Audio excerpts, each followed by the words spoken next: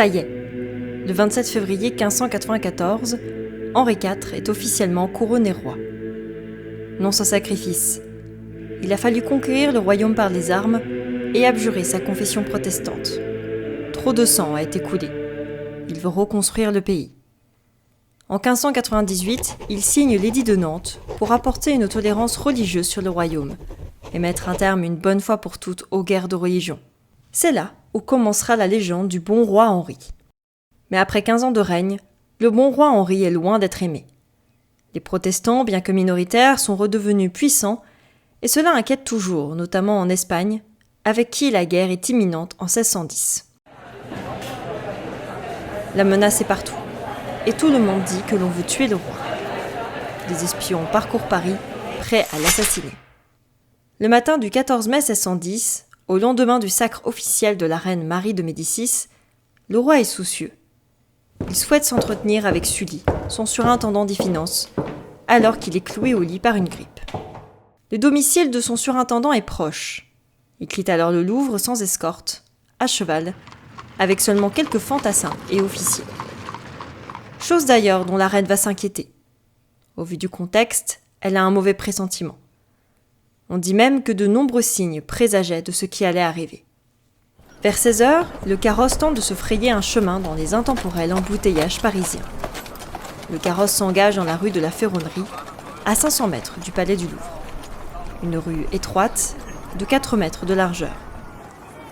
2 charrettes tentent une manœuvre, bloquant la circulation.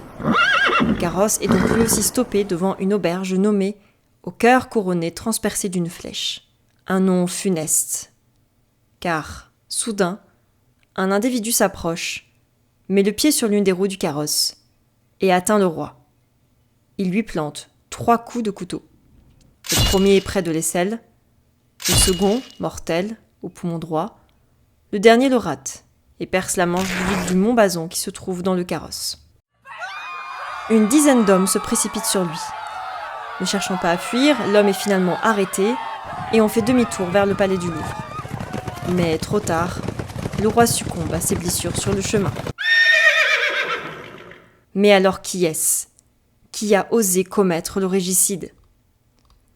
François Ravaillac, 32 ans, fils de Jean Ravaillac, greffier, et de Françoise Dubreuil, mère pieuse et illettrée. Il grandit dans une région catholique traumatisée par les guerres de religion. Il est élevé très tôt dans la haine des protestants. Puis il connaît la misère. Son père perd son rôle de greffier en 1588 en raison de la tentative d'assassinat du duc d'Épernon, gouverneur de la ville.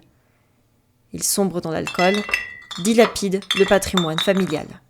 François va travailler très tôt, dès l'âge de 11 ans, alors que sa famille passe d'une maison modeste à devoir louer une seule pièce du premier étage.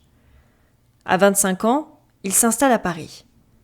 Après une vocation ratée d'homme d'église, il enseigne le catéchisme à des enfants et, payé en nature, il vit dans la mendicité. Ce n'est pas tout. Il est tenté par des visions mystiques. Il voit le règne d'Henri IV comme celui de l'Antéchrist. Il tente à plusieurs reprises de le convaincre de convertir les Huguenots, en vain.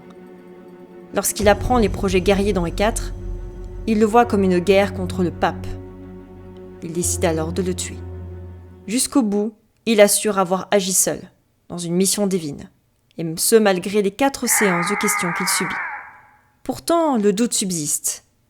Lors de son écartèlement place de Grève, le 27 mai 1610, il aurait déclaré « On m'a bien trompé quand on m'a voulu persuader que le coup que je ferais serait bien reçu du peuple. » Qui est ce « on » ? Ravaillac a-t-il vraiment agi seul ? Ce grand gaillard mystique aurait-il été manipulé ? Déjà à l'époque, on y pense. Peut-être l'épouse du roi d'Espagne, qui voulait à tout prix éviter le conflit, ou le duc d'Épernon, qui a un lien avec les Ravaillac et qui aurait pu accéder au pouvoir grâce à la mort du roi. Finalement, nul ne le sait. Et probablement que nul ne le saura.